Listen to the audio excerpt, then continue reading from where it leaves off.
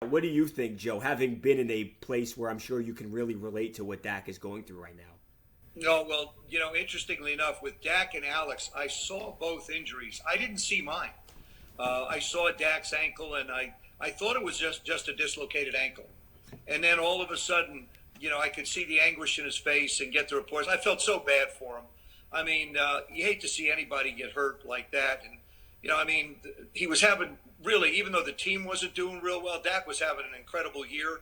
And I just pray that he's going to come back. And I know, Alex took longer because of the complications after the healing process was supposed to start. Right. Hopefully, Dak can avoid that. And, they're reporting, 4 to 6 months, maybe outside 8. He'll be back doing the things that he needs to do and wants to do for the Cowboys. Even if his body is physically able to run, to plant the foot, everything that he has to do to be an NFL quarterback, what's the mental advice for him, Joe? There's got to be some hesitancy to use that ankle after going through something like that. So what's the mental advice for Dak Prescott? Well, Michael, interestingly enough, all 3 of us broke our right legs. Yeah. And that happens to be our plant leg. And once, again, I'll reference Alex because he was the one I was able to watch. Yeah. And Dak's going to have to deal with this in, like I say, 6 to 8 months or so, if not sooner. Being able to plant and push off and feel like you have that same power and that same energy coming from the lower part of your body to be able to throw the ball is going to be very important.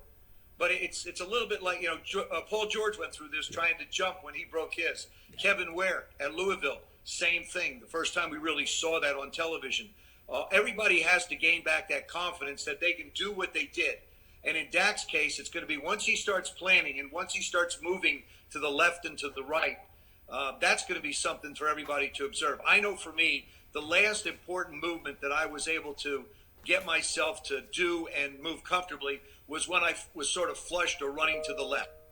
That right leg almost, it's like Chester. You're like hopping along a little bit.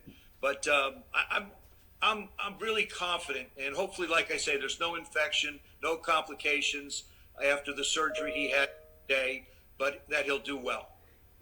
Is there any advice as somebody yourself that's been through it, or does he have to just go through it? Or is there something you could tell him to impart some wisdom having been there?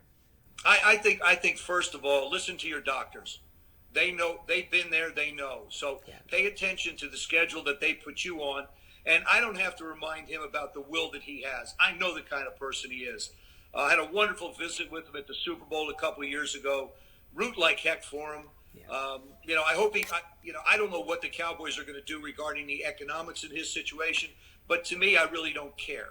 I care about Dak being able to come back and be the football player that he wants to be, and I know he's going to be driven.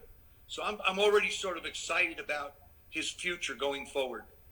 Do you plan, or have you yet reached out to him, Joe? Do you think you'll talk to him? Because it's a small group of guys. I think you named the guys who are high profile. Yourself, Kevin Ware, Gordon, Paul George. It's a pretty small group. Do you plan on reaching out?